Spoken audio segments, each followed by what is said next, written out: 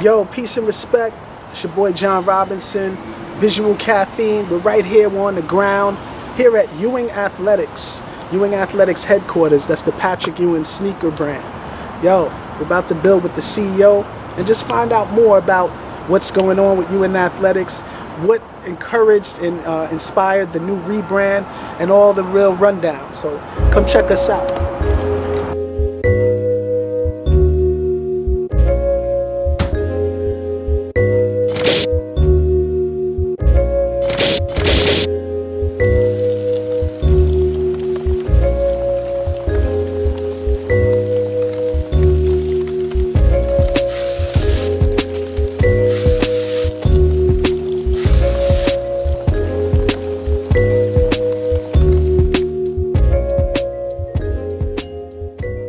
1212, peace everybody. You're tuned in for another episode of Visual Caffeine. Right now we're at the headquarters of Ewing's Athletics, and we're here talking to David. David's the CEO of Ewing Athletics. Yep. You know what I'm saying? And thank you first and foremost for having us. No problem. And I want to start right from the top. I walk in, the first post I see, Ewing got the Adidas versions of the Ewings, and that's what I knew of, but I never knew really the story of why it went from Adidas to Ewing brand originally, which I thought was brilliant. Well, back in the day, he got drafted in '85. Absolutely. And Jordan had come out the year before. Jordan did great. So there was Nike wanted to sign him, and Adidas outbid everybody. It was $1 million a year at the time, which wow. 30 years ago, that's insane money. Definitely, at the time. definitely. So he went with Adidas. I've actually got a pair over there. I'll show you later. Nice. His actual Game 1 pair. Wow. And his first few years he did good. He was an all-star. Knicks didn't do that great. He got hurt. He got banged up. Adidas was going through some corporate restructuring, and basically the shoes didn't sell as good as they thought. So basically they bought him out of the deal. Got it. And he had different opportunities. Nike wanted to sign him. Everyone wanted to sign him. And him and his agent, David Falk, who's also Jordan's agent, who's still Patrick Ewing's agent, got it. They came up with the idea saying, you know what? Instead of just taking someone's deal and wearing it, let's try to make our own thing. Wow. Which really, very interesting. No one's really ever done it since. Even today's guys, they're all just going to take a deal from whoever. It's very, it's a very revolutionary idea at the time. Yeah. And what year was that? What year? About 88, 89. Okay. And then, the 33 high came out in about 89. Yes, I remember. I got my 33 highs, all black, 91. So I got them a little later, but I rocked them. What was interesting is those shoes were so popular. It's not like now where a shoe comes out and then in a few months it's gone. They made those shoes for like 3 or 4 years. Wow. Endless colors. Wow. I want to ask a question. I mean, not that you were directly involved then, but obviously, I was just a kid. To be involved now, obviously you did your research of the company. What made it, because I do remember the popularity, but when I think back of all the shoe brands at the time, I remember seeing all the other shoe brands with a bunch of ads. What do you think made it so that the Ewing brand It was very New York. It was very authentic. Yeah. A lot of rappers wore it at the time, and it's not like now when a rapper gets hot and all the brands sending them boxes and stuff. Please wear it. Please post it. They wore it on their own. Got it. Eric B and Rakim wore it in a video. Everybody was wearing it. Even Run DMC, who had been with Adidas, they have a cover where they're wearing the Ewings. I do remember that. It was the single for Faces. They were wearing it. Wow. And so it was pretty organic. They were wearing it on their own. It was hot in the street, and that's why the rappers were wearing it. And Patrick was the best player. He was the biggest player in New York at the time. No doubt. And it just, it was like a perfect storm. And, like you were saying with the Adidas, I remember being a kid, 7, 8 years old, knew he wore those blue and orange Absolutely, Adidas. And one day, I'm seeing him wear something else when I'm watching the game. Exactly. I'm saying, what is that? I don't see Adidas on there, but it says Ewing in huge letters. Yeah. Then, a month or two later, I see a kid at school. He's wearing those Ewings. I'm saying, what the hell is this? I don't see a brand on there. Yep. But you the saw shoe his looks signature, dope. and then I start seeing other people with it. So I told, my parents, I got to get a pair. Yeah, man. And you know what's strange? When I think back, David, I'm not even sure when I had my all black. highs. I'm not sure if I knew if they were Adidas or not back then. I'm not sure if I was so young, I didn't necessarily pay attention. I was such a huge Knicks fan. It was like Ewings, I'm good. You know, let's fast forward to your direct involvement. Like, what are the steps that had to, you know, happen for you to get directly involved, and what inspired you to want to do it? Well, you know, Patrick was my favorite player. I mean, not only did I have that first pair of 33 highs, I had 5 or 6 pairs of Ewings as a kid. And I always was fascinated with the shoe business. I worked at a sneaker store from the time I was like 15 to 18 to the time I went to college. And I was doing a little bit like side shoe business, like, you know, bringing shoes to Flight Club to flip, stuff like that. Absolutely. And, you know, I had a friend who knew someone, and they said, oh, they may be looking to get in touch with Patrick, put something together to try to get him to bring the shoes back. Would you be interested? And I said, you know, hell yeah, that would be a dream of mine.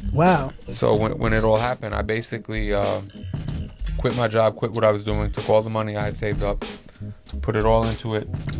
And amazing. You know, I knew the shoes and stuff, but I didn't know the shoe business, and 2 different things. Of course. So I had to learn that on the fly, and I met Patrick in about late 2010.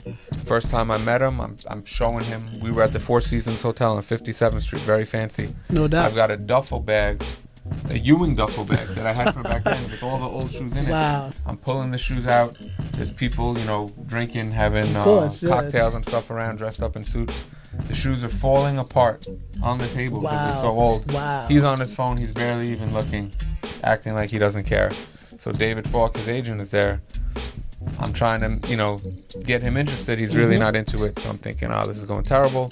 The meeting ends. I thought it ended terrible. And lo and behold, I get a call a few days later. They said, oh, Patrick loved it. And see, you just never know. You never know. And you know, it took a while though. This was like late 2010.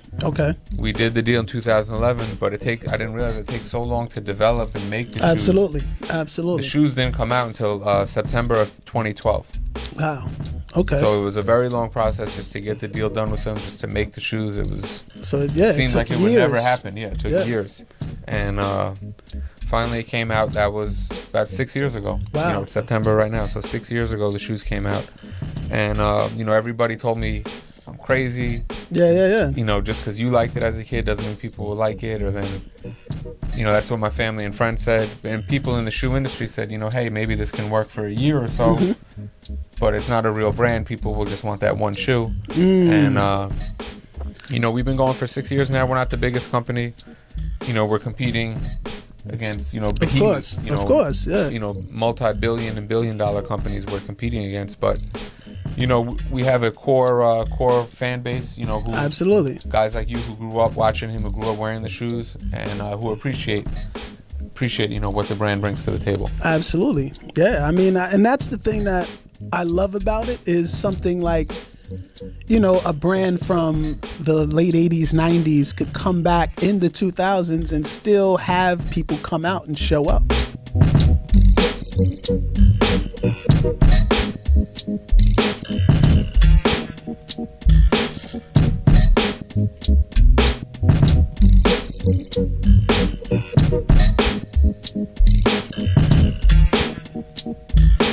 You know, I wanted to transfer into, which I think is very important, like what are some ways that you guys are connecting with the younger generation to make sure they know about the brand, the history? That's a good question. You know, like on our site, it shows all the old models, so you can actually vote. Go to our site, see which models we made, and vote and say, hey, we want this one to come back. And we use that instead of us just sitting here, hey, we think this one will work. We want to know what did the kids think is hot that we had in the archives that we should bring back. And every other model we brought back, aside from the 33, has been based on that popular vote. Great idea. Yeah, great idea. So what inspired, you know, because I can't not mention all the collaborations I've seen, you know, from the Fab to the recent Sugar Hill, EPMD, Big Pun, 2 Chainz. Well, you know, Ewing, you know, that time in New York, it was just like I was growing up. So to me, that was like the golden age of sneakers and the golden age of hip hop to me. If you're from New York. So Ewing was always, Guru wore it on a Gangstar album cover, and he wore it in the video. A lot of rappers had it on in videos and stuff, and like I said, they weren't paid to do that. They bought those shoes. It was organic. It wasn't like now where the companies just give you everything. Absolutely. And we really have found this little lane, doing these hip hop collaborations. We paid respect to Big Pun. We did the tribute shoot to him. We just really try to do things that a big company won't do, that maybe they'll think is too small. We did the Mikey Likes It ice cream shoe. Yes, I've seen that. We did the Anthony Mason tribute shoe. We did that with his son, and then we donated money back to his family, just because Mason was a great teammate of Patrick, and he was from New York. He was from Queens. Yeah, man. So we did an event on Jamaica Ave by the Coliseum. Like I said, just doing authentic things. Maybe it's not the biggest thing in the world. A Nike or Adidas wouldn't do it. But it's substance attached to it. There's substance to it. It means something to someone, and it means something to the brand. And like I said, when you tie New York City into that, it all kind of makes sense. Absolutely. So you mentioned earlier, that you kind of had to learn on the fly. You had to jump in, you learned on the fly. Who would you say are some of your inspirations or mentors that kind of help you learn the game and maybe still helping you learn? There's definitely, some guys at other brands who have helped out, who gave me advice and stuff like that. No doubt. They've kind of been where I've been before and gave me advice. David Falk, Patrick's agent, he helped me out. He kind of believed in me, gave me a shot just based off my passion, not really based on anything else, because I didn't have anything else really to offer other than my passion for it. But there's people out there who have helped me. So you can always learn from others who have come before you. Absolutely, of course. So I was just earlier today, actually, before coming here, been a Knicks fan since a kid, so they had some press conferences today with some of the... Yeah, today's media day. Exactly. So what do you, I gotta ask, as a Knicks fan, what do you feel about the now team, the new energy, what, I grew up such a big fan of those, the Pat Riley, Oakley, Starks, Mason, and Patrick teams. I don't know, I can't get into the new regime as much, you know what I mean? A lot depends on it. Is Porzingis going to come back this year?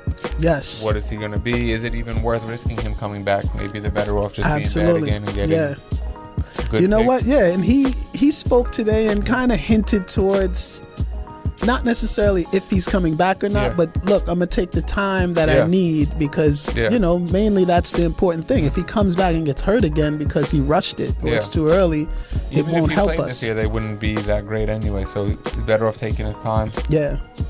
And let them get another high pick out of it. So I'll fast forward. What do you think about the upcoming next season with all of the, the free agents? Superstar free agents freeing up, I mean, it's it's a crapshoot. Remember in 2010, remember in 2008, they traded they had Jamal Crawford. They had who did they have? I know what you're talking about though. The big trade, basically. They traded a bunch of guys to get less years. Yeah. Because everyone said, "Oh, LeBron's coming. Absolutely. He wasn't coming. He wasn't. Amari was coming, and didn't work out so well. Yeah. And they even got Carmelo, but they traded so much to get him. Wow. So talking about, let's get back to the brand. Talking about the brand, the shoe brand today. Like, what do you feel today, especially for Ewing Athletics, have been the best ways to get the word out? Definitely social media. If this was 10 years ago, before really Instagram and all that, we wouldn't have been able to do what we've done because we wouldn't have had the budget to compete. You think back 10, 15 years ago, whether with music or clothes or shoes, to get the word out, you had to take out ads in every magazine. Yes. And those ads are very expensive. We've been able to get the word out strictly through social media, through blog coverage. All the sneaker blogs showed us a lot of love in getting the word out. And, it's a different time now. Yeah, I agree. It's a time where, you're right. You can get a lot of coverage and things. Yeah, we did that for very little money because we can't can't compete on that the advertising budget. So Absolutely. Social media gave us a way to get fans and interact with our fans without having to break the bank to do it. Absolutely. So far since resurging, do you feel like there's a certain part of, is it New York that's the biggest market? Or you feel What's interesting is that you would think that, but it's not really. Down south is our biggest market. Wow. Atlanta, Florida. Wow. That makes those sense. Areas, Memphis. That does make sense, yeah.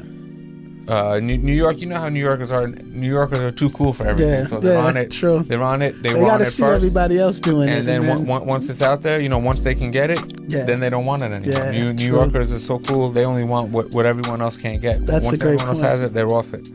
So, guys our age who grew up wearing it, we always have that lane. Yeah, and we have an attachment to it. Yeah. We have an attachment culturally and aesthetically. Yeah. Like you said, Yeah. you're right. It was that time where it was the golden era of hip hop. It was sneaker culture. It was, was about. And what's interesting, if you go back to that time, even movies or anything, toys, everything has been retro now. The movies, these are Absolutely. the best movies. Let's make Yes. sequels. The toys Yeah. have come back. People collect Correct. the toys. But at the time, we were just kids.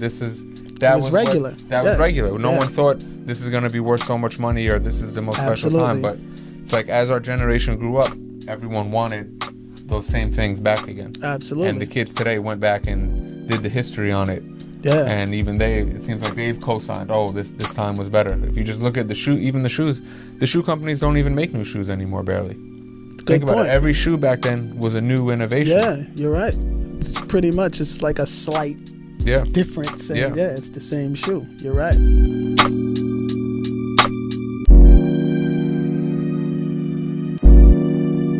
So, in Ewing's Athletics, I know you mentioned the part of the creative process being, coming directly from the people. Can you talk a little more about the other side of it, like the internal creative process? Well, yeah. Then I do a lot of the designs myself. We have some other people who help out, and it's really just coming up with a bunch of ideas and then whittling it down. Hey, these Absolutely. are the best ones. Got it. It's like making an album. You can't just make those songs. You got to make a bunch Absolutely. of songs and then say, okay, this is the strongest material. Absolutely. Let's take this, or this shoe looks good, but maybe let's hold it off for a year. Maybe it'll fit in. Or sometimes you may have a shoe that's good, but it may not fit. It may be a summer themed shoe, but if you were looking to put out in the winter, you say, let me hold it till next year because this looks like a warm weather color. Got it. Makes sense. So what about moving forward? Are there any plans that you're able to disclose for Ewing Athletics? I like to keep most of our plans close to the vest. No doubt. Just keeping it going, keeping it rolling. We've really transitioned. When we first started in 2012, we didn't sell as many shoes online. It was more through the stores. Got it. And now we're selling more shoes online than ever. Got it. And basketball shoes, obviously, as you've seen, the lifestyle runners and all that has become the number one Absolutely. Yeah. segment in the market. Yeah, So comfort that's hurt us and- to some degree. But Ewing, the DNA of our brand is that chunky high top basketball shoe. So Absolutely. we can't change that because a few times we've made we've done a low top as a test and we've gotten pushback from our fans. Yeah. No, I you have to definitely get respect it. They appreciate our DNA and we have to give that to our fans. Yeah. It's funny. Pedro and I were talking about that on the way here. And, I asked him, I said, what makes you, keep buying Ewings? And he said, it's just that connection to New York and the chunkiness of the build of the shoe, Yeah. And I said, yeah, you're right. It's almost like, in a way, like a sneaker boot almost, Yeah. where, it does have that rugged chunkiness to it that is very... And what's amazing is now it seems so, like you said, chunky and high. Yeah. At the time, that's what a basketball shoe was. Exactly. Like he wore that to play in. For support. Yeah. Totally. You can't imagine a guy playing in it now, but back then he was playing in the NBA with that exact shoe on. Absolutely. Yeah. Absolutely. So I want to end off basically with a little word association. I'm going to say words and you answer with one word. I'll start by saying love.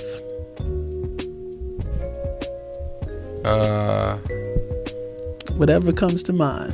Just being true to yourself. You gotta love what you do. Okay. And do what's true to yourself. Hip hop. Hip hop, New York. When I think hip hop, I almost think of like I said. To me, it's one thing. You know, I grew up Long Island, Queens. The music, the sneakers, everything of that time. It all blended into one. Absolutely. You know? Respect. Respect. To get respect, you got to give respect. Absolutely. Absolutely.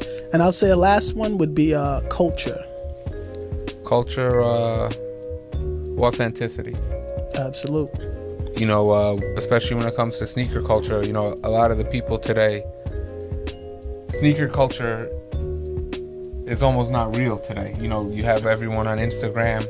A lot of these people, they weren't around. They weren't in New York when the shoes came out. Yeah. Or they don't remember. They didn't know what player wore the shoes. They don't remember going to the store and buying the shoes. They only know it, because they can go buy it and flip it for money now. Exactly. So I feel sneaker culture has almost been exploited and misrepresented, and I'm almost part of it in a way, because I'm in the business of selling shoes. Absolutely. So I'm still in that, but at the same time I have done it from the angle of trying to respect it, because I grew up with it, of course, and appreciate it. Of course. Well, bouncing off that, what do you feel are some ways that I guess could put in place ambassadors of sneaker culture to make sure that there's so much money in sneakers now that it's like it's tough. It's too far gone. Yeah. You know, and like I said, you could almost say I'm part of the machine now, because now I'm so it's, you know, like, I think it's just too far gone, because these kids with the Jordans and the Yeezys, there's too much money being exchanged. Yeah. So and you look at, there's money in every angle, from the brands to people making fakes to the kids flipping it. There's money, every avenue of the transaction, someone's making money on it. So when there's that much money involved, that's when things can get crazy. Yeah. Well, it kind of goes back to what you said, David. I guess it comes all back full circle to being genuine. Yep. Being true to yourself. So, you know, a brand like Ewing, y'all reflect that every day, you know, because it's connected to an aesthetic that is not necessarily something that started 2 weeks ago. You know what I'm saying? It started decades ago, but it's also tells that story of how to attach to it by all of these collaborations, etc. I feel like it's trickling back. It's a fine line to walk, you know. Yeah. Because we have to do the collaborations and the projects and stuff to stay current and have interest in the brand from new people and stuff like that. But at the same time, we don't want to turn off the guy who grew up with the brand. Yeah. And I do love the fact that you guys have been making these collaborations that other brands are probably afraid to do. You know, he just put me up on the Snoop collaboration from The Wire. Yeah. You know what I'm saying? That's something that culturally you have to be connected to that to even feel the importance of it. You know, just anyone is not going to say, oh yeah, let's do that. So, you know, those of us out there watching from the outside looking in who understand these cultural connections, we salute you all for that, for sure. I want to leave and say, what are the best ways for people to find and engage with Ewing, the brand, the company, the kicks? You know, EwingAthletics.com is the site, and Instagram and Twitter, Facebook at Ewing Athletics. So come check us out, and you know, everything is on the site. All the new stuff, the e-commerce, and all the history of the brand as well. Dope. So, yo, if you out there tuned in right now, check them out. Follow the Instagram. Go check out the website. See what's new. See what you missed. And most of all, learn about the story. Connect the dots. Learn about the history, because this brand is actually connected to a rich history in New York, but it's spread all over the world because hip-hop is worldwide. And Patrick Ewing, whether he is engaged in it or not, was definitely a hero to us hip-hoppers growing up, no doubt. So we respect the brand and we salute you, man. Thank you for having us. Thank you. Salute Visual Caffeine. We're here, Ewing Athletics. We on the ground, right here. Peace and respect, everybody.